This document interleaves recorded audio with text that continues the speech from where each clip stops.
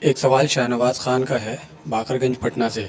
یہ پوچھ رہے ہیں کہ بدعت کیا ہوتی ہے، مہربانی کر کے وضاحت کیجیے۔ دیکھیے، بدعت کا لٹرل میننگ ہوتا ہے انوویشن، یعنی نئی چیز پیدا کرنا۔ یہ اس کا شابدک ارتھ ہے، جیسے ڈے مینس دن، نائٹ مینس رات۔ ٹھیک اسی طرح بدعت ایک عربی لفظ ہے اور اس کا شابدک ارتھ اور لٹرل میننگ ہے انوویشن، نئی چیز پیدا کرنا۔ مذہب اسلام میں بدعت کا مطلب انوویشن، وہ انوویشن نہیں جو سائنٹیفک ورلڈ میں استعمال ہوتا ہے۔ یہ میں نے اس لیے واضح کر دیا کہ کسی زمانے میں بدعت والی حدیث کو لے کر ٹائمز آف انڈیا نے یہ خبر چھاپی تھی کہ اسلام از اگینسٹ انوویشن، تو یہ ٹوٹل irrelevant بات تھی۔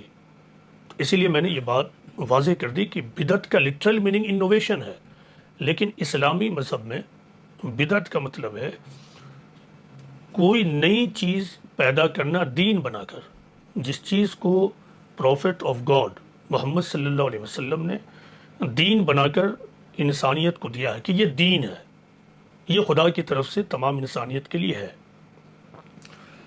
تو اس کے علاوہ اب آفٹر پروفٹ محمد کوئی آدمی کھڑا ہو اور وہ ایک نئی چیز پیدا کر دے اور کہہ دے یہ دین ہے، تو دیٹ ول بی بدعت، اور پرائما فیسی اٹ اسٹینڈس ریجیکٹڈ۔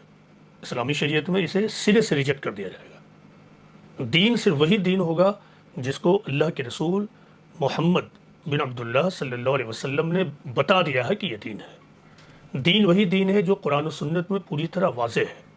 اب کوئی بھی آدمی خواہ کتنا ہی بڑا ہو، کتنا ہی زیادہ اس کی فین فالوئنگ ہو، کچھ بھی ہو، وہ دنیا کا پاورفل آدمی ہو، وہ کسی چیز کو اگر ہمارے سامنے دین بنا کر پیش کرے جبکہ وہ قرآن و سنت کے بالکل اگینسٹ ہو، تو we are not going to accept those thing اور دیٹ تھنگ ایز اے دین۔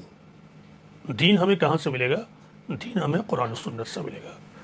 اور بدعت کے بارے میں پیغمبر اسلام، پیغمبر خدا محمد بن عبداللہ صلی اللہ علیہ وسلم نے کہا کہ بدعت میں کبھی خیر نہیں ہے، بدعت میں کبھی خیر نہیں، یعنی اس میں کوئی کامیابی نہیں ہے۔ اگر امت میں کچھ لوگ ایسے پیدا ہو جائیں جو بدعت کرنے لگے تو اس میں کوئی خیر نہیں ہے۔ پیغمبر اسلام نے بتا دیا کہ نماز دین کا حصہ ہے، نماز کو اس طرح پڑھنا ہے۔ اب ایک شخص کھڑا ہوتا ہے اور کھڑا ہونے کے بعد یہ کہے کہ نماز جب ہم سلام پھیر لیں تو سلام پھیرنے کے بعد ہمیں 3 بار اور سجدہ کرنا ہے، یہ دین ہے، تو یہ کیا ہوگا؟ بدعت ہو جائے گا۔ اسی طرح موجودہ زمانے میں مسلمانوں کے درمیان بہت سارے رہنما اٹھے۔ ان رہنماؤں نے مسلمانوں کو یہ بتانا شروع کیا کہ مسلمانوں کا نسب العین یہ ہے کہ وہ اپنے ماضی کے گلوری کو، پاسٹ کے گلوری کو ریگین کریں۔ یہی ان کا نسب العین ہے، مذہبی نسب العین ہے، ذمہ داری ہے۔ وہ پوری دنیا میں حکومت الہیہ کا قیام کریں، یہی ان کی ذمہ داری ہے۔ تو یہ نظریہ بھی ایک قسم کا بدعت ہے، کیونکہ قرآن و سنت سے یہ ثابت ہے کہ مسلمانوں کے اوپر اللہ اور اس کے رسول نے جو ذمہ داری ڈالی ہے، نسب العین جو دیا، وہ کیا ہے؟ دعوت اور شہادت کی ذمہ داری، یعنی تمام انسانیت تک خدا کے آخری پیغام کو پہنچانا، یہ دین ہے۔ اب کوئی کھڑا ہو اور کہے کہ نہیں، مسلمانوں کی اصل ذمہ داری کیا ہے؟ وہ دنیا میں حکومت قائم کرنا، دنیا میں خلافت قائم کرنا، تو یہ بدعت ہے۔ اس طرح کی سوچ مبتدعانہ سوچ ہے، اس کو قرآن و سنت سے کوئی مطلب نہیں ہے۔ ہاں، اگر کوئی آدمی سیاسی نظریہ اپنا یہ رکھتا ہے تو وہ آزاد رکھ سکتا ہے، لیکن اس کو قرآن و حدیث کا مقصد بتا دیا جائے تو بلا شبہ یہ بدعت ہے۔